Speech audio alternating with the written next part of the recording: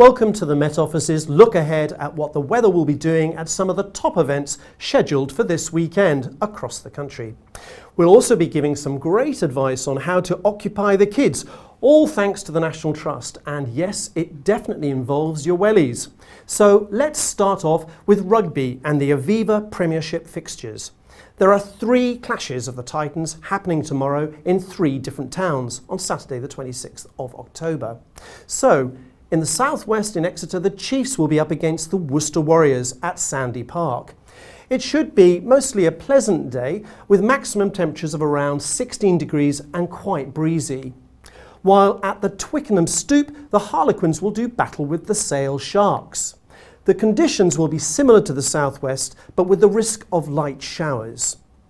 Up in Northampton, the home team will meet the Saracens at Franklin's Gardens, with the weather also promising to be on the windy side, possibly affecting those all-important conversions, though it should remain dry with the chance of some sunshine. And now to running, and it's the Bupa Great South Run in Portsmouth this Sunday, the 27th of October. This event is regarded as Europe's leading 10-mile road race and will be attracting more than 23,000 runners over a fast, flat course through Portsmouth. This route will take in some of Britain's great naval heritage, plus views over to the Isle of Wight. However, whether you'll actually be able to see these views is another matter, and all because of some very unsettled conditions. The forecast is for some very heavy showers and strong winds, providing the runners and spectators with some real challenges. We strongly suggest that you visit the Met Office homepage for the latest weather information on this developing storm. Lastly, many families may be wondering how to occupy the kids this weekend or over half-term approaching. So what about taking advantage of a great campaign recently launched by the National Trust? It's called the Great British Walk, and these routes have all been carefully selected by experts, offering walks with either a hidden viewpoint, newly opened coastal paths, or even an old legend as its theme. Here's a short glimpse of just one of these great routes set in the stunning countryside around Malham in the southwest corner of the Yorkshire Dales National Park. I'm Mark Rowe and I'm on a journey travelling the country uncovering some of the National Trust's best kept secret walks.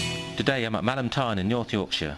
We have a family with us today, Imogen, who's mum, Maddie, who's 3, and Jessica, who is an ambassador on the Kids Council for the National Trust. The path to Janet's Foss is a well-trodden diversion of the Pennine Way, but for kids there's not only a magical waterfall to discover, but a secret cave hidden behind the water that is tantalisingly out of reach. Okay, we've done about 3/4 of a mile of this, and I'm frankly amazed at the speed at which Jessica and Madeline are marching along on our walk.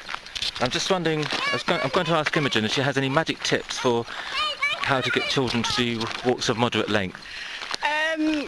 We tend to find with a walk like this there's a little snack bar at the top so the children know that they can go and have an ice cream. So bribery always works, doesn't it? Yeah, blackmail is fantastic.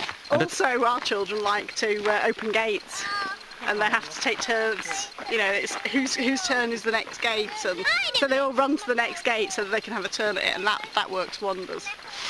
Here we are at the head of the little valley, and this is Janet's Foss, the waterfall, and behind that you may just be able to make out a cave which is tucked away around the back. Local legend says the cave behind the waterfall is home to Janet, Queen of the Fairies.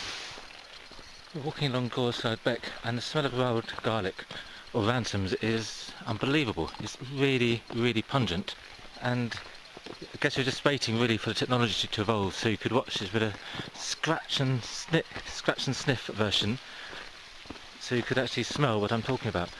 We're just coming back towards Malham now, and our path picks up the Pennine Way. When I was 19 I walked the Pennine Way by myself.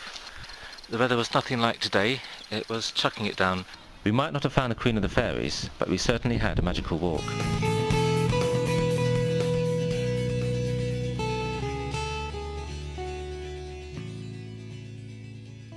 That looked really lovely. Now, if you are venturing out this weekend, then do plan ahead carefully with the right kind of clothing, footwear, and adequate supplies of food, drinks, and so forth. Well, that's all we have time for this week, but make sure to join us next week for another edition of Events Weather.